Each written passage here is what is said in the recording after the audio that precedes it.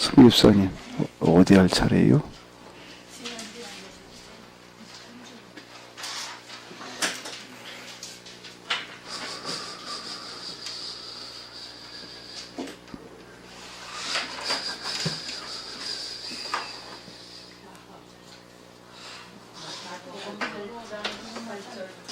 팔장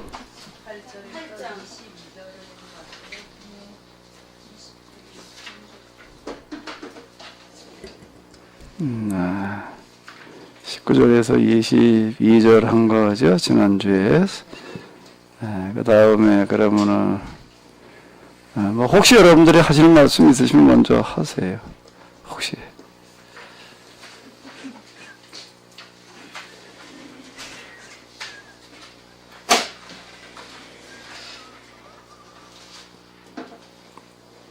자, 없으세요? 자, 그러면은 8장 23절에서 27절까지를 먼저 보시도록 하겠습니다. 배에 오르심에 제자들이 따랐더니 바다에 큰 물결이 배에 덮치게 예수님께서는 주무시는지라 그 제자들이 나와 깨우며 가로되 주여 구원하소서 우리가 죽겠나이다. 예수님께서 이르시되 무서워 믿음이 적은 자들 하시고 곧 일어나 바람과 바다를 꾸짖으시니 아주 잔잔하게 되고 사람들이 놀랍게 여겨 이르되 바람과 바다도 순종하는가 하더라. 아이가가 아니고 이이가 아이가라고 읽다가 그냥 딱 멈춰 서신 것 같아. 이이가 어떠한 사람이기에 바람과 바다도 순종하는가 하더라. 자, 이건 어떻게 우리가 이해를 해야 될까?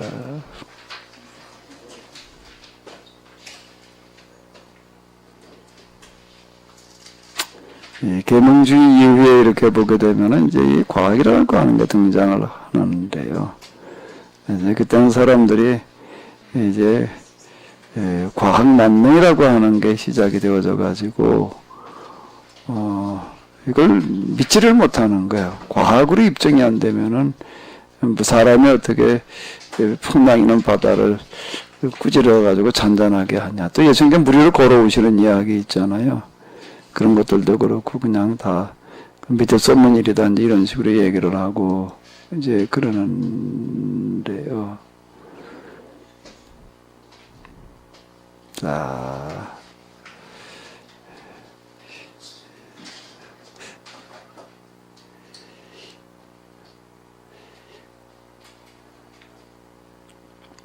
왜 예수님께서 풍랑 있는 바다를 꾸짖으셨을까? 그냥 잠잠하라 그러셨으면 됐을 텐데. 그럼 28절부터 34절까지를 같이 한번 또 보고 나서 같이 연결돼서 생각해 보시도록 하겠습니다.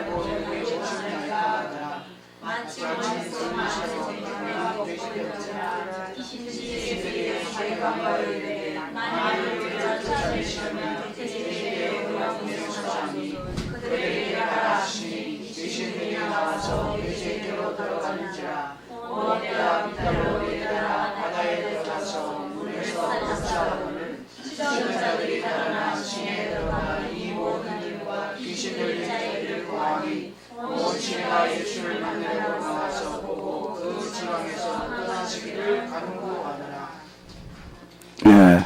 근데 지금 여기 화면을 보시기 바랍니다. 화면을 보시게 되면은, 요, 금방 우리가 이제 풍랑인 바다를 잔잔하게 하시는 이야기, 그리고 이제 귀신 들린 사람 치료하시고 또 이제 그 귀신들이 그 돼지떼에 들어가는 이야기가 마태복음은 왼쪽에 이만큼이에요. 근데 마가복음은 어떻게 될까요? 분량으로 보게 되면은요, 2배쯤 돼요.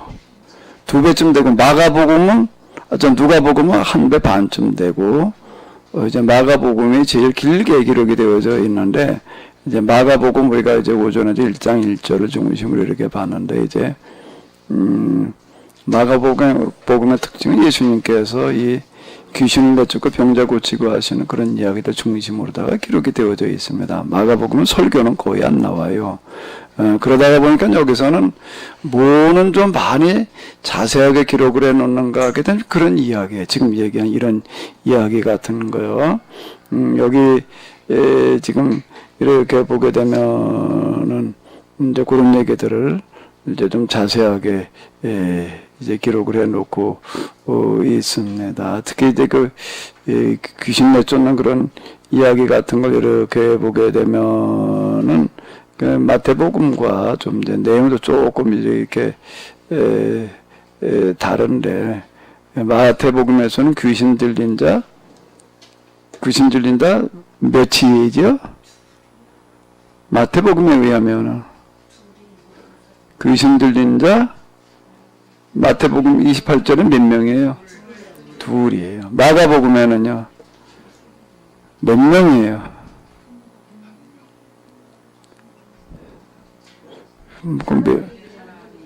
누가복음을 보시면은 몇 명인지가 더 명확해지는데, 누가복음을 보시게 되면은 27절에 예수님께서 육지에서 내리시면 그 도시의 사람으로도 귀신 들린 자 하나.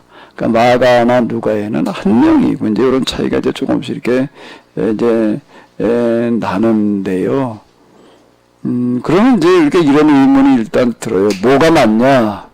뭐가 틀리냐? 뭐 이제 이렇게 이제 얘기를 하게 되고, 이런 부분들 때문에 이제 비판적으로 보는 사람들은 이게 사실이 아니다. 사실을 기록해 놨다면 이게 차이가 날 수가 있냐? 이제 이렇게들 이제 비판을 합니다. 근데 그건 제가 지난 시간에 얘기했던 것처럼 성경에 마태, 마가, 누가, 요한 4권이 들어있다라고 하는 거는 뭘 인정하는 거라고요?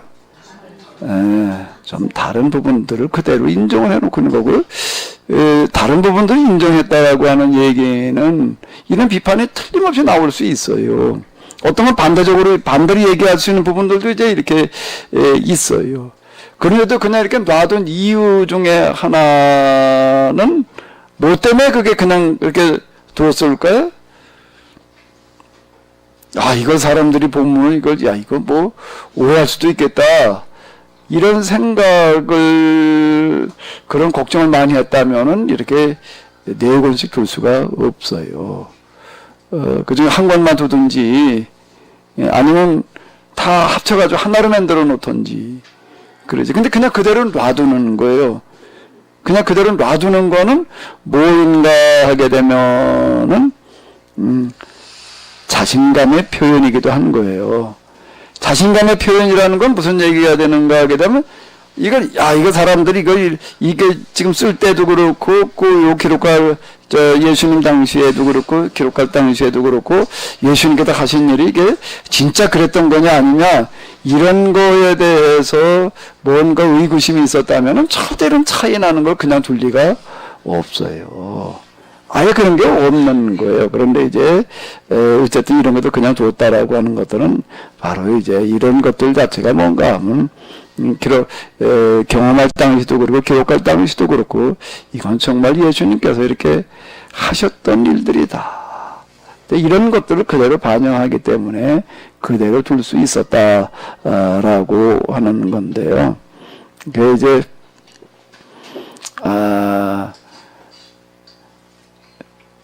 지금 근래에 와가지고서 이제 제일 많이 논란이 되는 거는 복음서에 왜 이렇게 서로 차이가 나느냐라는 문제가 이게 아주 현대신학으로 넘어와가지고서는 제일 심각한, 제일 열띤 어떤 이제 그런 얘기가 이렇게 됐던 건데요. 근데 이제 마가나 누가에 의하게 되면은 1명이었던 것 이제 같아요. 그런데 이제 여기 특히 마가복음을 이렇게 보게 되면은 지금 여기 4장인데요. 여기 35절에 보게 되면 이런 말씀이 있습니다. 그날 저물 때에 4장 35절을 보게 되면은 제자들에게 이르실 때 우리가 저편으로 건너가자 하시니. 그 다음에 이제 요거는 이렇게 좀 서로 대조설 가지고 비교를 해봐야지 그 상황이 조금 더 이제 이렇게 다가오는데요. 또 마태복음 8장 18절을 보게 되면 예수님께서 무리가 자기를 뭐하는 걸 보시고요? 에워싼다라고 하는 건 무슨 얘기가 되는 거예요? 에워쌌다는 얘기 자체가 뭘 말하는 게 수많은 사람들이 몰려왔다는 얘기가 되는 거예요. 자, 그래서 수많은 사람들이 몰려오는데 때가 이제 언제쯤 되는 거예요? 저물 때가 돼가는 거예요. 저물 때가 되는데 우리가 저편으로 건너가자 하시니. 그러니까 누가복음에 보고는 이렇게 나오고 있습니다. 제자들과 함께 배에 오르사 그들에게 이르시되 호수 저편으로 건너가자 하시며 이에 떠났다. 이제 이렇게 나오고 있는 거예요. 그 이제 그거를 이제 4장 16절 마가복음에서는 그들이 무리를 하는 건 많은 사람들을 놔두고 이제 그걸 갔다라는 그런 말씀이 이렇게 되는 건데, 그러면 이제 상황 이렇게 보세요. 예수님께서 바닷가에 이렇게 계셨는데 그 앞에 보면 병자들 고치는 이야기들이 많이 나오고 있습니다. 이제 사람들이 많이 몰려드는 거예요. 그 이제 때가 어느 때쯤 됐다고요? 저는 저물어 갈 때가 되었어요. 근데 예수님께서 뭐라고 말씀하셨다고요? 사람들 그냥 놔두고 떠나라는 얘기가 그냥 놔뒀다는 얘기가 되는 거예요. 그리고 어디로 가시는 거예요? 바다 건너편으로 가시는 거예요. 근데 그 바다가 여기 바다라고 그랬으니까 그건 가서 이렇게 보게 되면은 얼핏 바다로 느껴질 만큼 넓어요. 여기 이거 중대 저수지 수준이 아니에요. 이것도 요즘은 또 저수지라고 부르지도 않고 승격해가지고 또 호수라고, 그것도 반을 저수지라고 안 부르더라고. 옛날에 이게 저수지라고 그랬지 이걸 누가 호수라고 그래. 이게 무슨 호수야 이게. 이게 저 저수지도 출세했어. 이제 요즘은 이게 워낙 귀하다 보니까 이런 게 없잖아. 이 주변에 이런 환경에 물도 있고 저기 산이 그래 이렇게 이런 환경이 없다 보니까 이제 저게 승격을 해가지고 아주 호수라고 이렇게 이제 불러주는데, 여기서 이거 우리가 걸어도 한 바퀴 걸으려도 40분 걸리더라고요. 빨리 걸어야지 40분이에요. 근데 갈릴리 바다는 꽤 넓어요. 이게 10몇 킬로라고 지금 그 넓이 지역마다 좀 다른데 10km가 넘는다고요. 그걸 갖다가 배를 가지고 이렇게 건너가려고 한다라고 하게 되면 시간이 이거는 많이 걸리는 거예요. 배를 이렇게 건너간다라고 이렇게 하더라도요. 여기서 지금 저기 대암이가 3km, 4km, 여기서부터 정확하게 4.5km인데 직선거리로 따지게 되면 그건 도로 3.5니까 직선거리로 하게 되면 한 3km쯤 이렇게 되겠죠. 그만큼 되게 넓은데요.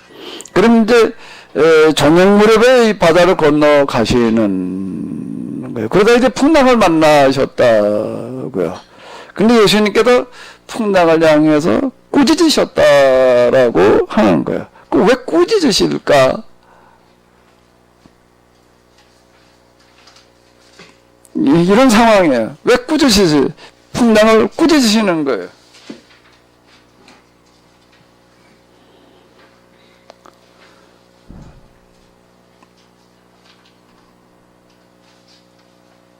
왜 꾸짖으셨을까? 그 갈릴리 바다 연구해 놓은 거 이렇게 보니까는 거의 수시로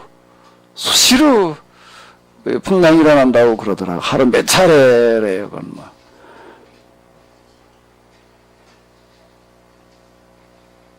왜 꾸짖으셨을까?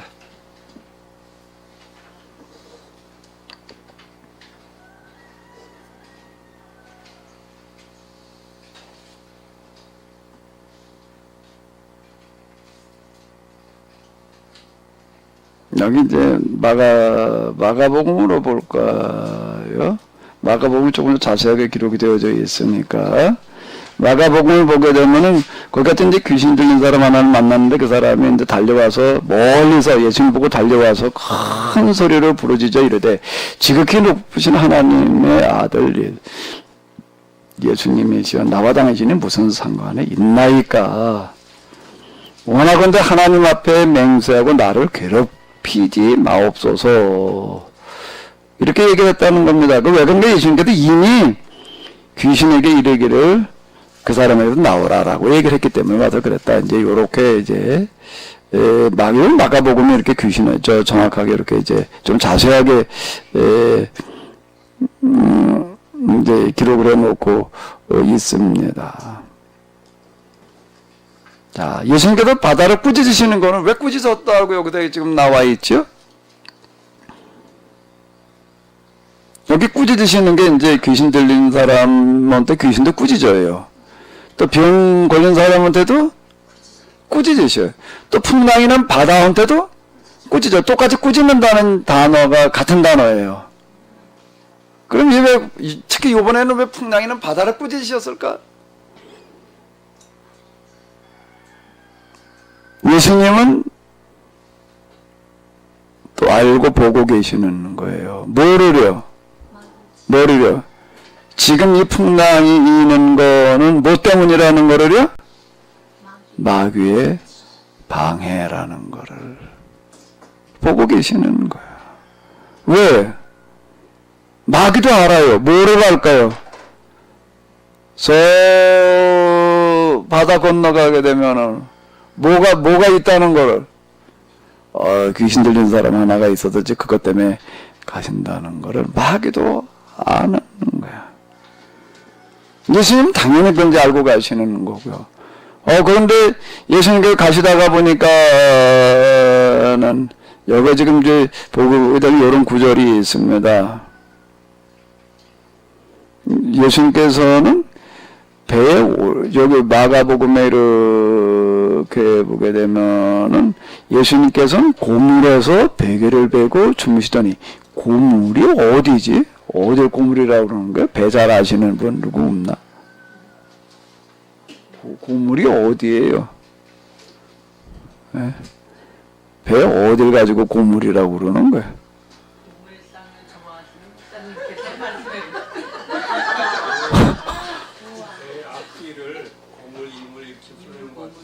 그러니까 고물이면 앞이에요? 어떤 네 번 물어봐. 그런데 뭐 어딨냐는 거는 앞이냐 중이냐 이게 옛날에부터 배가 무슨 2층이 있었던 것도 아닐 거고 옛날 목선들이니까 이제 특히 어선들인데요. 그 아마 이렇게 누우실 만한 데는 어떤 그 앞부분이겠죠. 거기 이제 편편한데 이게 베개를 보고 누우셔도 주무셨다. 요 얘기 자체는 뭘 반영을 해주고 있을까요? 주무실 시간도 없으셨다. 어디 보게 되면 식사하실 겨를도 없었다라고 하는 그런 이야기가 나오는데 예수님께서는 사실 이게 배 타고 왔는데 그 흔들거리는데 풍랑이 있는데도 그냥 안 깨셨다는 얘기는 아주 깊이 잠이 드셨다는 얘기가 되는 거고 잠든 척 하고 계셨을 리는 없고 그만큼 피곤하셨다는 그런 얘기가 되는 거예요. 그만큼 피곤하셨다는 얘기가 이렇게 되는 거. 올라가자마자 주무셨다라고 하는 거예요. 근데 제자들이 깨워요. 깨서 보니까 또 풍랑이 일고 있는 거예요. 근데 예수님께서는 제자들은 이제 빠져 죽게 생겼으니까 이제 두려워하고 있었지만 예수님께서는 그 풍랑 있는 바다 속에서 뭘 보시나 하게 되면은 뭘 보시는 거죠? 마귀의 방해를 보시는 거예요. 왜? 뭘 막는 거죠? 저기 있는 뭐요? 한 사람. 그럼 이제 이런 도식이에요. 우리가 생각을 해봐요. 바다 이편에 이제 수많은 사람들이 모여 있어요. 수많은 사람들이 모여 있는데 예수님께서 야 이제 저 바다 건너편으로 가자. 그러고 가세요. 근데 바다 건너편에는 몇 명이 있는 거예요? 몇 명 있어요? 한 명이 있어. 마가복음과 누가복음에 의하면 몇 명이 있는 거라고요? 한 명이 있어요. 그럼 이쪽 바다 이편에 있는 수많은 사람이 중요해요? 바다 저편에 있는 한 명이 중요해요. 예? 질문이 잘못됐다고? 그러면 뭐예요? 그러면 어디? 질문을 다시 해봐요, 그러면. 다 중요하죠. 다 중요하면 어떻게 해야 돼? 많은 사람이 중요하지. 다 중요하다. 다 중요하면 어떻게 해야 돼요, 최권사님?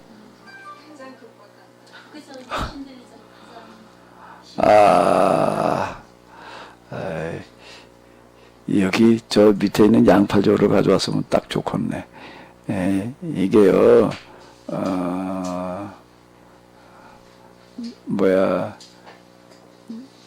뭐 저를 가지러 가는 거야? 거기 있는 게 아니야. 가려면은 저 아래층 1층에 저 강사 뒤에 거기 밑에 들어가야지 있는데. 자, 가지러 가는 척하더니 왜 또 가다가 그냥 와.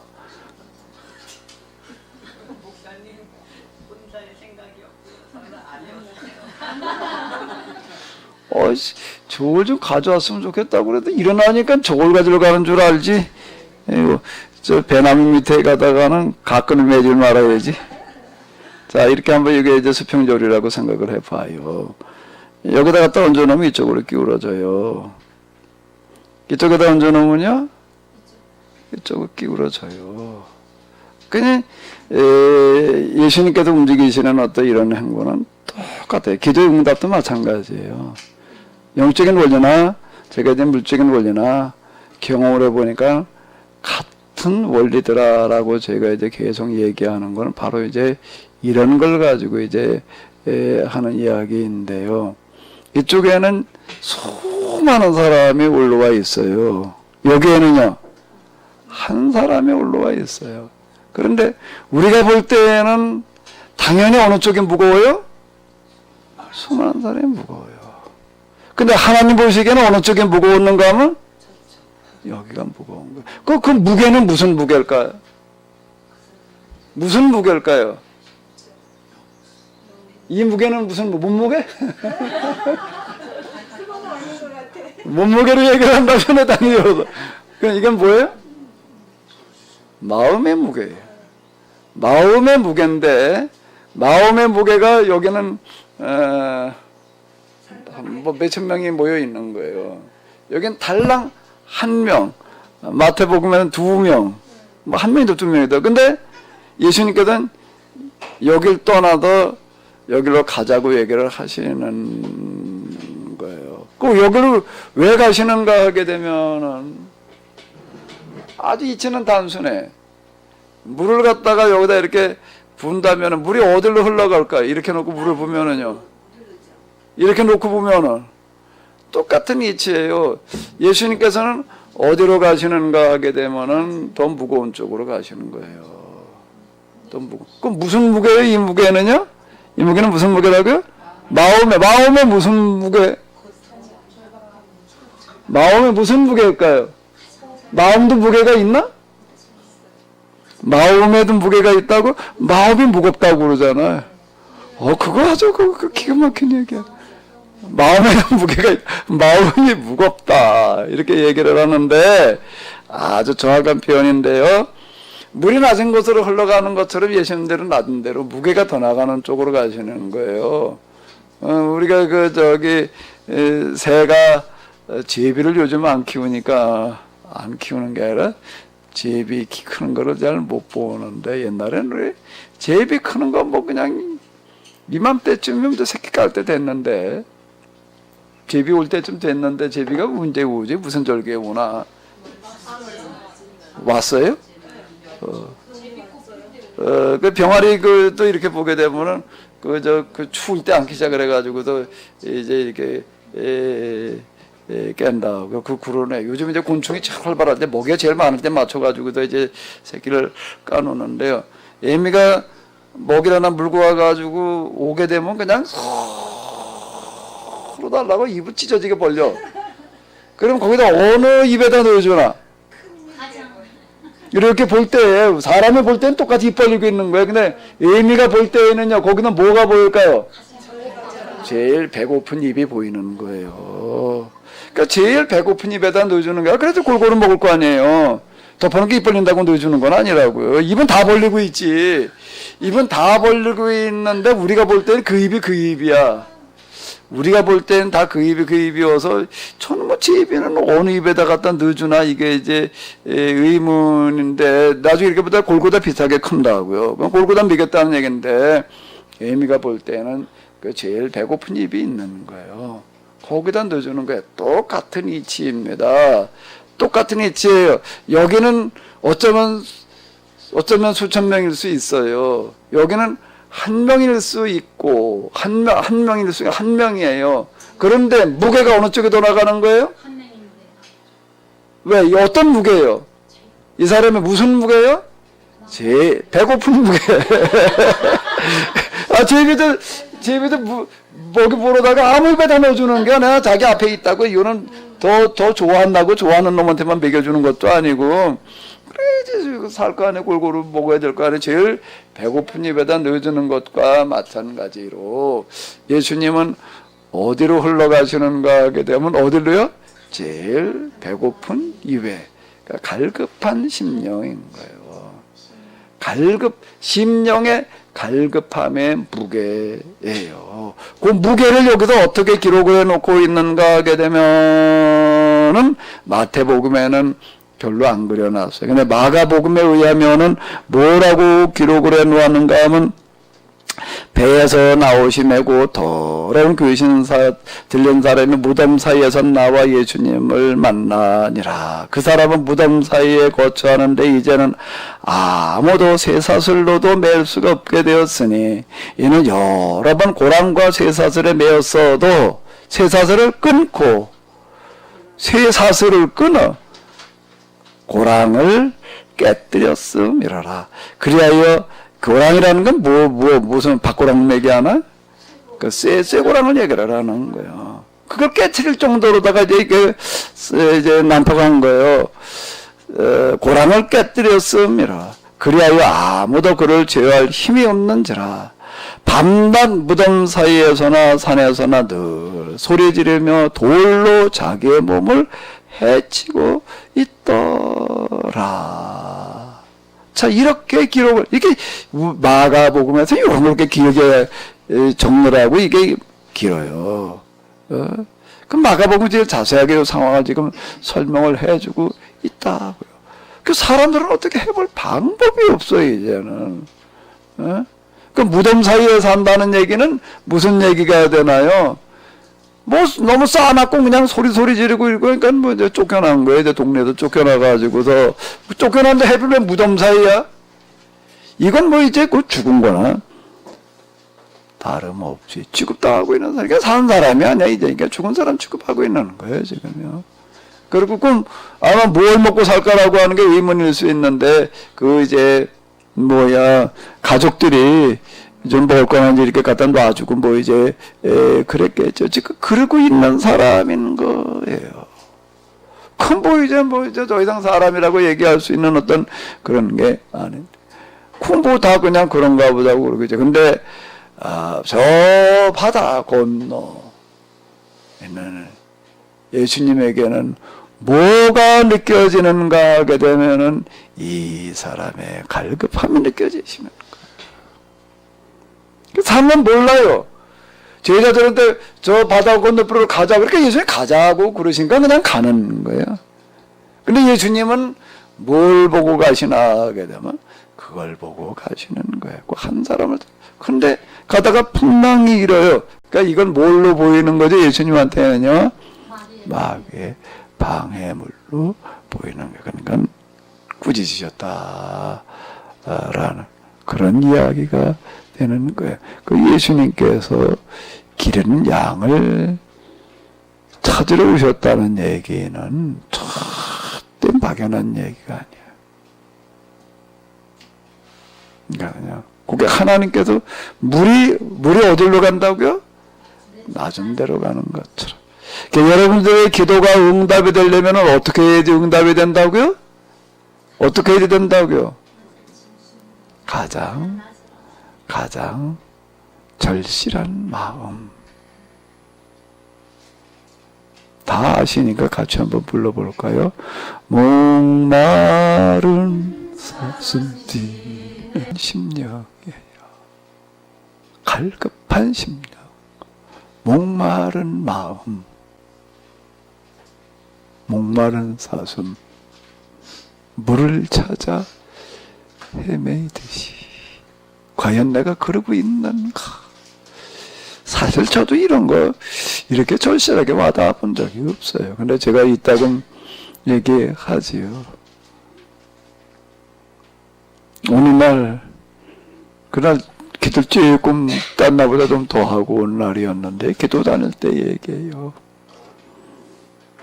하루 종일 이쪽에서부터 어떠가 나오면 아주 너무 실감나요, 이거는요.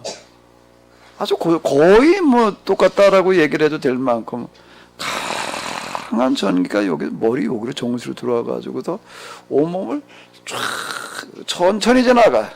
속도로 얘기를 한다면 이 정도 속도야. 쫙 해가지고서 발끝으로 이렇게 쫙 내려가요. 또 있다 그럼 또 이쪽으로 들어와야지. 쫙 들어가서 이렇게 쫙 강한 전류 같아요. 근데 그게 무슨 부담이 된다는 것도 아니고 뭐 기분 나쁘나 그런 게 아니고 아주 그 어떤 그런 뭐라 그래요? 좋은 느낌이에요. 좋은 느낌이 아주 강한 전류예요, 이거는요. 강한 전류처럼 느껴지는 게 그냥 하루 한두 시간 간격으로다가 그냥 계속 그러더라고요. 그래. 그러다가 저녁 때가 돼가지고 뭐 어디 이제 그 번화한 거리를 내려갔는데 그때 이제 쫙 하면서 지나갔어요. 이제 쫙 지나고 났는데 눈이 탁 열리는 거야. 내가 그 눈이 열린다는 얘기가 아주 실감 나는 건데 진짜 눈 감고 있다가 눈이 탁 열리는 것처럼 탁 눈 감고 있다가 한번 해봐요. 감고 탁 뜨니까 어때요? 딱 보이잖아. 이렇게 보이는 거예요. 뭐가 딱 보이나 하면 거리에 있는 수많은 사람들의 진상일상 보인다고? 얼굴 표정 보이겠죠? 보이는 표정인 것 같은데. 뭐가 보이나 하면 사람들의 마음이 다 보이는 거예요. 그러니까 눈이 탁 열린 거예요. 그러니까 탁 열리니까 진짜 보이더라고요. 탁 열. 그 어느 사람 중국을 하게 되면 그 사람에게 또 이런 식으로다가 이제 내가 그렇게 딱 느껴지는 순간 어땠다고요? 예수님께서 말씀하실 때 이런 상태에서 말씀을 하시는 거였구나. 이런 상태에서 말씀하신 거로구나. 그냥 평범한 상태에서 하신 게 아니었구나. 라고 하는 거가 이제 제가 이렇게 하나 확인이 되어지는 거고. 그래서 예수님께서 이런 상태에서 사람들과 대화를 하셨구나. 그럼 드는 생각, 이 상태라면은 여기에는 어느 누구한테도 전도로, 그때는 전도 아주 그냥, 그게 그렇게 이제 뭐 제일 중요하다고 생각되어질 때니까, 이 상태라면 지금 여기도 어느 누구한테 전도를 하라고 그래도 할 수가 있겠다. 그 상태도 말하면 뭐 이거 안 넘어서. 그럼 내가 이제 그런 생각이 드는 거야. 이거 누구한테 좀 한번 내가 좀 써먹을 볼까라는 생각이 그 자리에서 드는 거야. 딱 그런데 그런데 이렇게 한번 쭉 두리번 걸으려고 그러는데 내게 이건 보였다기보다는 마음에 와닿는 거야. 또 보이는 게 있는 거예요. 근데 그건 여기 내 시야에 있는 사람이 아니야. 시야에서 멀리 몇 킬로 바깥에 떨어져 있는 사람의 뭐가 보이나 하면 마음이 보이는 거예요. 마음에게 하나님께서 우리에게 보신다는 거는요, 마귀가 보이는 거고 하나님께서 보여주시는 거고 많이 달라요. 마귀는 주로 숨겨진 비밀을 보여가지고서 뭐 그렇게 들춰내는 식으로 이렇게 하는데, 하나님께서 보여주시는 거는 물론 다양하지만은요, 그 사람 마음속에 있는 아픔을 보게 하시는 거예요. 그걸 느끼게 하시는 거예요. 저기 내 시야 바깥에 시야로는 안 보여. 그러나 마음으로는 그 사람이 보이는 거예요. 어디가 어느 지점이라고 하는 게 쫙 크게 와닿아요. 그래서 하나님께서 지목하는 사람은 여기 내 시야인 사람이 아니라 이 사람이구나. 그래서 내가 그게 지속됐으면 그걸로 갔을 거예요. 그걸로 갈까? 그럼 그걸로 가라고 그러시는 건가? 가야 되나? 갈까? 그러는 순간 끝났어요. 근데 그때 제가 이해한 거야. 예수님께서는 길에는 양을 찾으러 오셨다는 얘기가 그냥 그건 비유도 아니고 은유도 아니고 상징도 아니고 있는 그대로의 사실이구나. 그리고 성경에 있는 이야기들은 우리가 지금 읽을 때에는요, 영적인 무슨 뭐 어쩌고 저쩌고 알레고리 뭐 이렇게 느껴지는데요, 거의 대부분 그냥 사실이에요.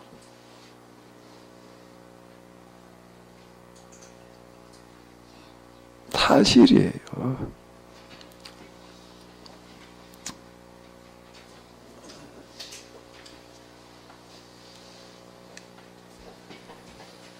지금 현대 신학으로 넘어오면서요, 거의 일반적으로다가 지금 하는 어떤 그런 거가 이제 뭘 가지고 얘기를 하는가 하게 되면요, 성경의 기록은요, 사실 팩트죠. 기록이, 성경의 기록이 사실이냐, 그 다음에 이제 의미냐, 이제 이렇게 묻습니다. 이렇게 물으면서요, 성경의 기록은 사실의 기록이 아니라 뭐의 기록이라고 보는 거예요? 의미의 기록이래요. 의미를 기록해 놓은 거다. 이렇게 얘기를 하는 겁니다. 그 요건 뭔가 하게 되면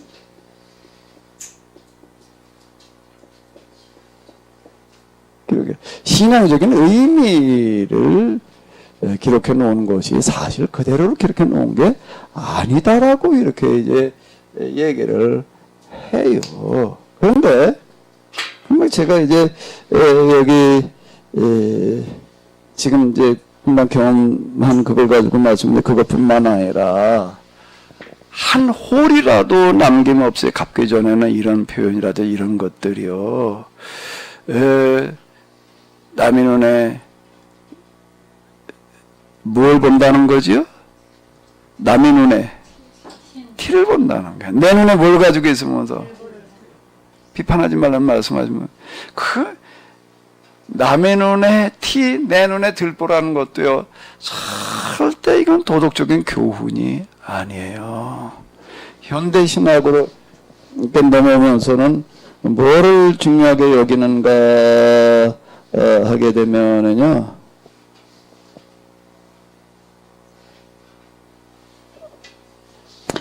여기에 이 성경에 있는 예수님께서 말씀하신 윤리와 모두 교훈을 중요시하는 거예요. 비판하지 말아라. 너는 어찌하여 네 눈에 들보를 가지고 남의 눈에 티를 빼라 하느냐. 도덕이지, 윤리지, 교훈이지. 도덕이 아니에요. 윤리가 아니고 교훈이 아니라 뭐라고요? 이거는요, 영적인 사실이에요. 그건 사실의 기록이더라는 거예요. 이 부분은요, 사실의 기록이더라, 이렇게 얘기를 할 수가 있는 건데요, 같은 얘기예요. 양을 찾으러, 길 잃은 양을 찾으신다는 그런 얘기 자체가 지금 바로 이런 얘기예요. 그럼 다시 이제 물어봐요. 여기 수많은 사람, 어떤 수천 명이 쓰는 사람이 그게 한 명이 있어요. 수천 명의 사람이 중요할까? 한 명의 사람이 중요할까? 질문이 잘못됐다고? 우리는 여기 99마리 양이 있어요. 여기는 한 마리 양이 있어요. 그럼 당연히 뭐가 중요해요? 여기서 99마리는 안전하게 어디다 갖다가 놓고 가는 게 아니야. 그냥 포기하고 가는 거예요. 거기서 얘기하는 거는요. 그러면 하나님의 논리는 이거예요. 99마리 양보다 뭐가 더 중요하다는 얘기가 되는 거죠. 이거 역설인데요. 한 마리가 더 중요하다는 얘기가 이렇게 되는 거예요. 그럼 왜 우리 논리는 이해가 안 되는 거예요? 어떻게 99마리가 더 중요하지 한 마리가 더 중요하냐? 여기는 수천 명이 중요하지 그 귀신 들린 사람 하나가 중요하냐? 그럼 이건 이제 답이 참 어려운 얘기예요. 근데 하나님 입장에서는 답이라는 건 아주 간단한 얘기, 어려운 게 전혀 아니에요. 다시요. 물은 어디로 흘러간다고요? 여기 하나님 보시기에는 수천 명에 있는 사람들이 다 여하는 나름대로 있는 사람들이 병 걸린 사람도 있고 뭐 여러 가지로 그러는데 그 사람들이 가지고 있는 마음의 무게 다 합친 것과 여기 있는 한 사람의 마음의 무게가 어느 게 더 무거워서 어느 쪽으로 기울어졌느냐라고 한다면 어느 쪽이라는 얘기예요? 이쪽이라는 얘기가 되는 거예요. 하나님은 법대로 움직이시는 거예요. 법대로 움직이시는 거예요. 이 얘기가요. 우리가 하나님 앞에 나올 때는 주일날 이먼 데까지 들어오셨는데 어떤 마음으로 와야 되나 하면 어떤 마음으로 와야지 될까요? 어떤 마음으로 와야지 될까요? 무슨 마음이요? 그게 마가복음의 얘기는 마가복음에서는 왜 이걸 이렇게 기록을 해놓고 있느냐라고 한다면은요. 왜 그렇게 얘기를 하고 있는가? 우리가 하나님 앞에 나올 때 어떤 마음을 가지고 나와야 되는가 하게 되면은 마가복음 5장 2절부터 다시 한번 읽어보도록 하겠습니다. 2절부터 다시 한번요. 배에서 나오심에 그 더러운 귀신 들린 사람이 무덤 사이에서 나와 스님을 만나니라. 무덤 사이에 거처하는데 이제는 아무도 쇠사슬로도 맬 수 없게 되었으니 이는 여러 고랑에서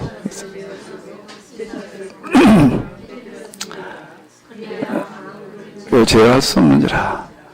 그 밤낮 무덤 사이에서나 산에서는 늘 소리 지르며 돌로 자기의 몸을 헤치고 이 소리 지른다라고 하는 너무 시끄러우니까 무덤 바깥으로 쫓아내버린 건데요. 그 소리가 뭘 말하는가 하면 갈급함의 소리예요. 이거는 여기는 수천 명에 있는 사람들의 소리 가지고서는 방어낼 수 없는 거예요.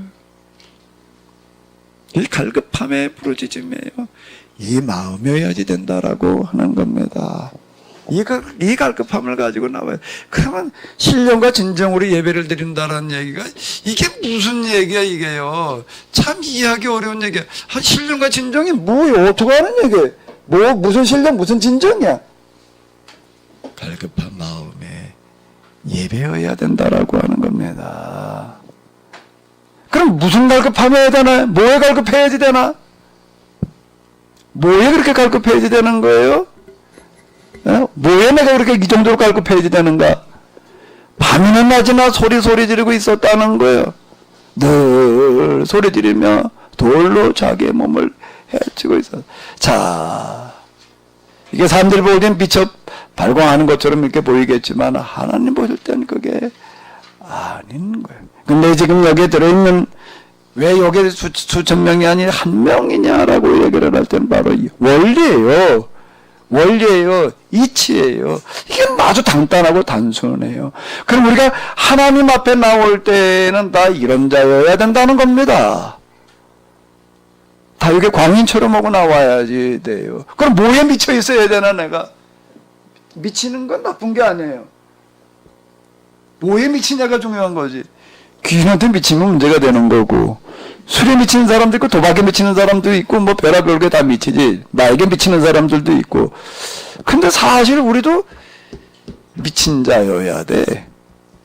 단지 뭐에 미친 자냐? 뭐에 미쳐야 되나? 우린 뭐에 미쳐야 돼? 하나님에 미쳐야 돼. 그 하나님한테 미친다는 게 뭘 어떻게 미치는 거야? 하나님한테 미친다는 게 어떻게 미치는 거라고요?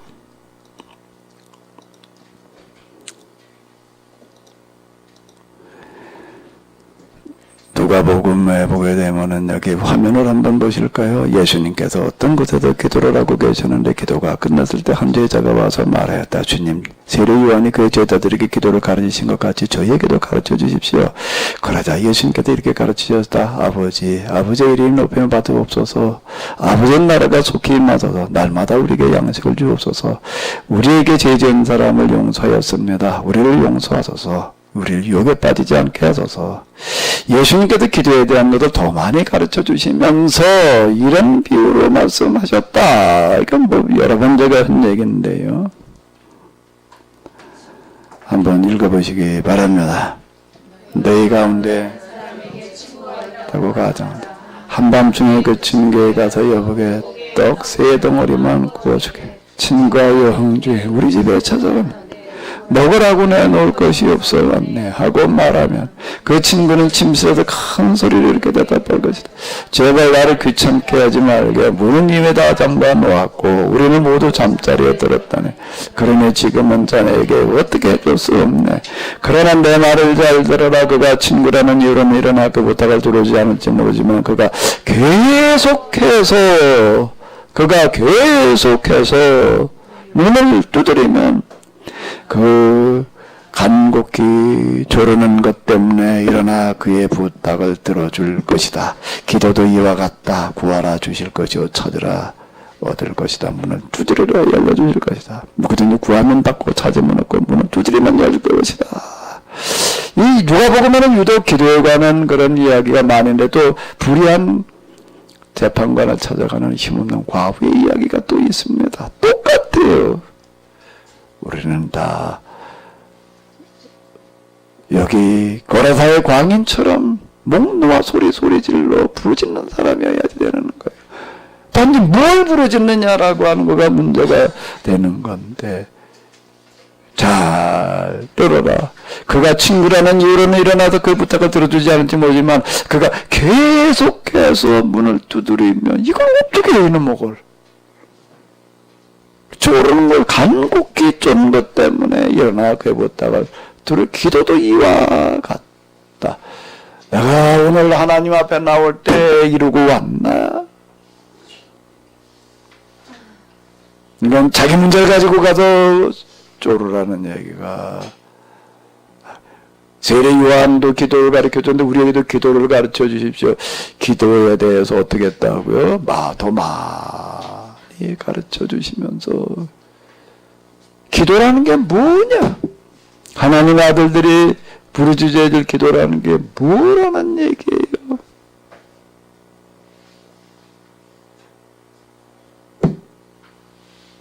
매번 하나님 앞에 나올 때는 우린 이런 마음을 가지고 와야지 돼. 한번 돌이켜 봐봐요.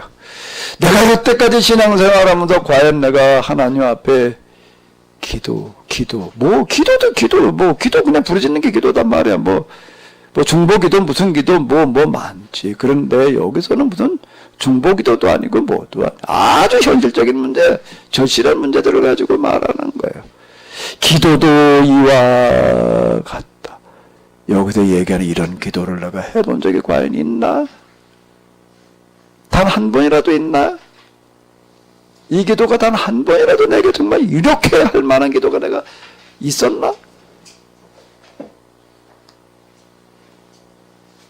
내 몸에 병 들었을 때, 내 자식이 죽게 됐을 때 가서 간구하는 기도는 있었을지 모르지만은, 과연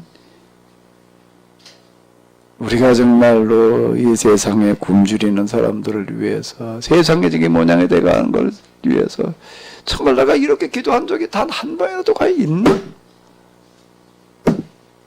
네?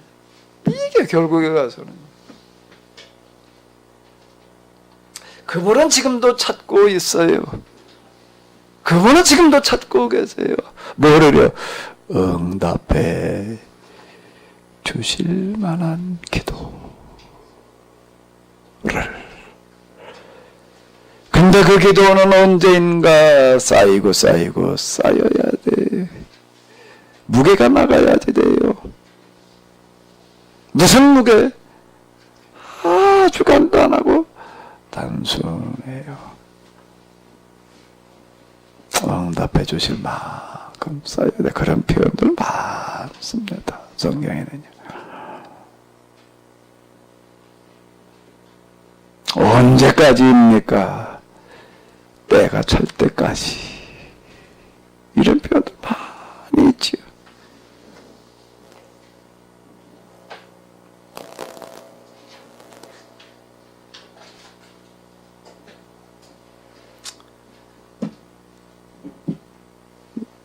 너희 가운데 아비 된 사람으로서 아들의 생선을 달랐는데 뱀을 주겠느냐? 아들이 달걀을 달랐는데 전갈을 주겠느냐? 너희가 비록 악한 사람이라 할지라도 자녀들이 원하는 것을 주출하거든 하물며 하늘에 계신 너희 아버지께서 구하는 사람에게 성령을, 이제 마태복음에서는 요 구절이 이제 좋은 것으로라고 나와 있는데 누가복음에서는 성령으로라고 나와 있습니다. 누가복음에서는 이 세상에서 얻을 수 있는 가장 귀한 걸 성령으로 보고 있어요. 누가복음에. 누가행전에서는 그렇습니다. 그 오순절 성령 임하는 사건에서도 그렇고요.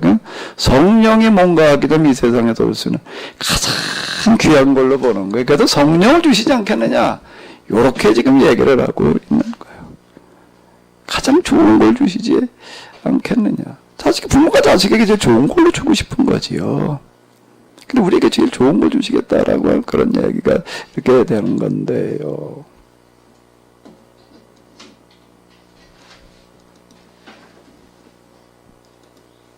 내가 과연 하나님 앞에 나가서 미친 자처럼 목 놓아 부르짖어 본 적이 있던가? 미친 자처럼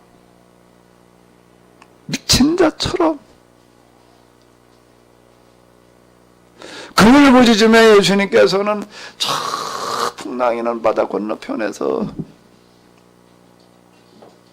저 바다 건너편으로 가자. 그 피곤한 몸을 이끌고 오시는 거예요. 얼마나 피곤하셨는지 배에 오르자마자 그냥 누울 만한 데 찾아가지고서 그냥 정신없이 주무셔. 그 피곤한데도 불구하고 여기를 오시는 거예요.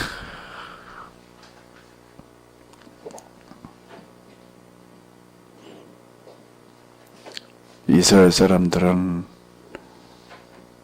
무덤이라고 하는 것은 부정하다고 그래가지고 절대 가까이 가지 않습니다. 그건 표시를 해놔요. 무덤을 건드렸다 그러게 되면 이게 이제 절차가 굉장히 복잡해. 가서 정화시키려면. 근데 어두워지는 어둑어둑한 컴컴한 무덤과 아이가 공동 묘지를 향해서 가시는 거야. 큰 이스라엘 사회에서는 있을 수 없는 얘기예요. 근데 그걸 마다하지 않고 가시는 거야. 그 무덤과 여기를 찾아가시는 거예요. 한 사람 때문에. 그게 풍랑이는 바다, 온갖 여러 가지. 풍랑이는 바다도 방해물이지만은 무덤이라고 하는 것도 유대인에게 있어서는 이건 가서는 안 될 방해물인 거야. 그 당시 무슨 종교적인 관습, 규율, 전통, 그런 거가 문제되는 게 아니에요. 여기에 왜요? 밤이나 낮이나 울부짖는 부르짖죠. 하늘에 닿아서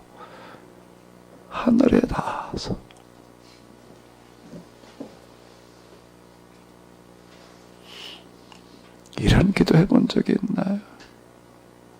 이렇게 부르짖어 본 적이 있나요? 이런 심정으로 예배 드려본 적이 있나요? 뭐가 예배죠? 우리는 그냥 관습이야. 그저 주일날이면 와가지고서 그냥 예배 순서에 따라서 그냥 예배 드리고, 오늘 예배 드렸다.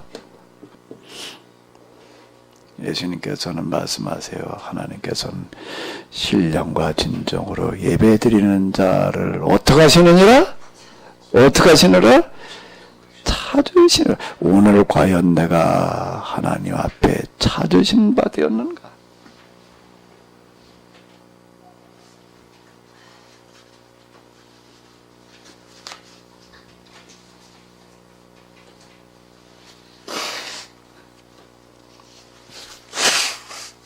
그냥 그저 의뢰에 나왔다가 그냥 앉아서 그저 꾸벅꾸벅 하고 있다 그냥 가고 있는가? 찾으신 바 되었던가? 목마른 심정. 과연 하나님 앞에 나는 지금 목말라 있는가? 목말라 있는가?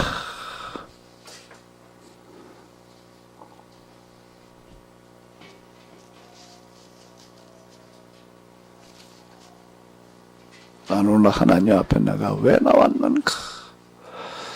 오늘 나에게 있어서 이 예배는 뭘 말하는가?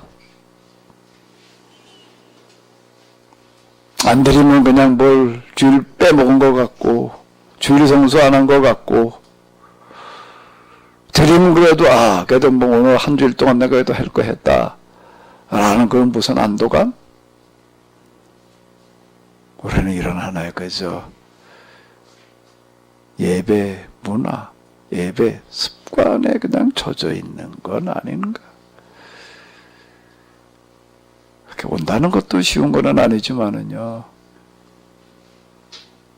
우리가 영 하나님 앞에 나올 때는 조금 더 우리의 마음을 담금질을 해서, 채찍질을 해서 찾으시는 바가 되어야 될 줄로 믿습니다.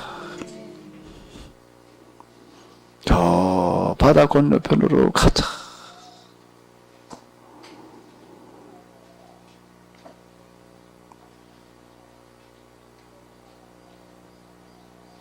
너희가 악한 자로 자식에게 좋은 곳으로 줄 줄 아는 것. 아들이 떡을 달라 하는데 돌을 주고 달걀을 달라고 그러는데 전갈을 줄 자가 있겠느냐. 그분은 부르짖는 자에게 틀림없이 응답하시는 줄로 믿습니다. 물이 낮은 데로 흘러가는 것처럼.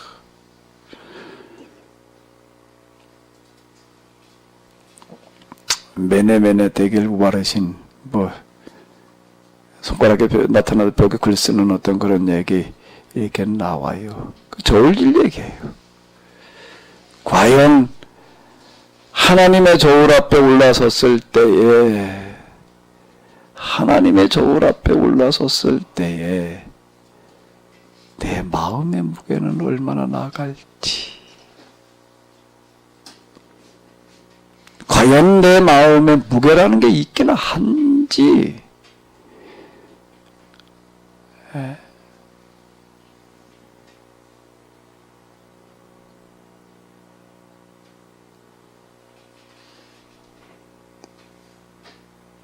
이건 법이에요. 원리와 이치예요.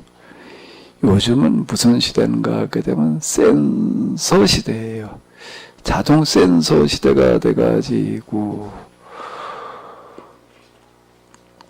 화장실에 이렇게 여기도 저기 화장실 몇 개 있고 이러고 하다 보니까는 그냥 이게 그냥 관리하는 게 보통 힘든 게 아니에요. 왜? 불을 켜놓고서 그냥 나와. 그러네, 이걸 그냥 어떨 때는 이렇게 보게 되면 그냥 이게 며칠씩 그냥 켜져 있어요. 그냥요, 그냥. 별 생각 없이 그냥 나오는 거예요. 난 그냥 계속 켜져 있는 거지, 그 누가 가도 그냥 일일이 하나하나 삽입 끄지 않으면 안 돼. 이제, 이걸 이렇게 하다 저렇게 안 돼가지고 어떻게 했나 하면 이제 센서 등을 달아놨어요. 센서 등이 뭐지? 사람 들어오면 켜졌다가 나가면 자동으로 꺼져요. 센서가 많습니다. 우리 자동차에도 센서 많이 붙어 있어요. 요즘 자동차는 온갖 센서가 아주 투성이야. 어디 가가지고 이제 고장이 나가지고서 갔더니 무슨 1,000원짜리나 2,000원짜리나 센서가 하나가 나가서 그래가지고 자동으로 작동이 안 되는 거예요, 이게. 그래가지고 이게 그 부품은 이게 몇천 원짜리 불과한데 그놈의 센서는 고치려면 그냥 여기 이만큼을 다 뜯어야 돼, 이제는 그냥. 뭐 그래가지고 이게 뭐냐 몇 시간지. 하나님의 센서와 똑같은 건데요. 하나님도 각 사람마다 다 센서를 달아 놓으신 것 같아. 센서를 달아 놓으셔서 무게가 눌려도 어디 무게좀 나가면 센서가 딱 작동이 되면 하나님한테 삐 하고 울리는 것 같아. 그래 하나님께서 야 저기 뭐 몇 번 울렸다 가봐라. 거기 이제 대기하는 천사들이 쭉 있다가 삐 울리면은 오는 거야.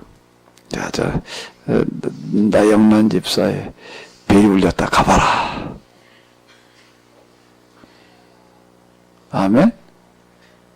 나 집사님 마음의 무게가 있어야 돼요. 근데 그 마음의 무게 신화종교에서는 자기 문제 가지고 딱 구하면 그냥 응답해 주신다는 거예요.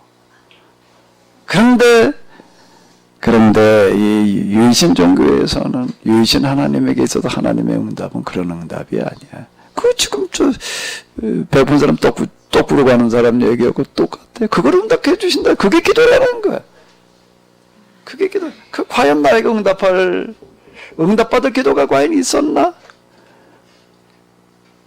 이건 어느덧 무게가 나가야지 센서가 작동이 될 텐데.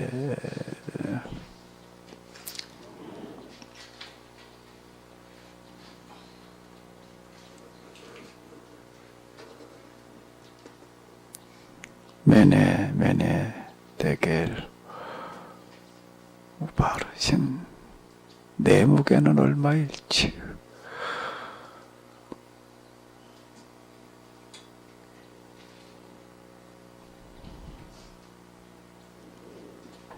당신의 몸무게는 얼마입니까? 다 쓸 수 있죠? 자기 몸무게 대략 알지요? 병원에 가면 그런 거 쓰라고 그래요. 몸무게도 쓰라고 그러고 뭐도 쓰라고 그러고 몸무게는 알아. 몸무게는 아는데 근데 또 무슨 무게가 있다고요? 하나님 앞에 나오면 그건 몸무게만 재시는 하나님이 아니야. 무슨 무게 재신다고요? 마음의 무게. 내 마음의 무게는 얼마일지. 과연 내 마음의 지금 무게는 하나님의 저울 앞에서 눈금자가 움직이긴 하고 있을지. 그 죄로 아닌 맨날 죄로 맨날 자기 거나 구하고 있다면 우리는 마이너스로 올라갈 수가 있어요. 마이너스 무게가 나올 수도 있다고요. 내 무게는 제로인가? 마이너스 무게인가? 플러스 무게인가?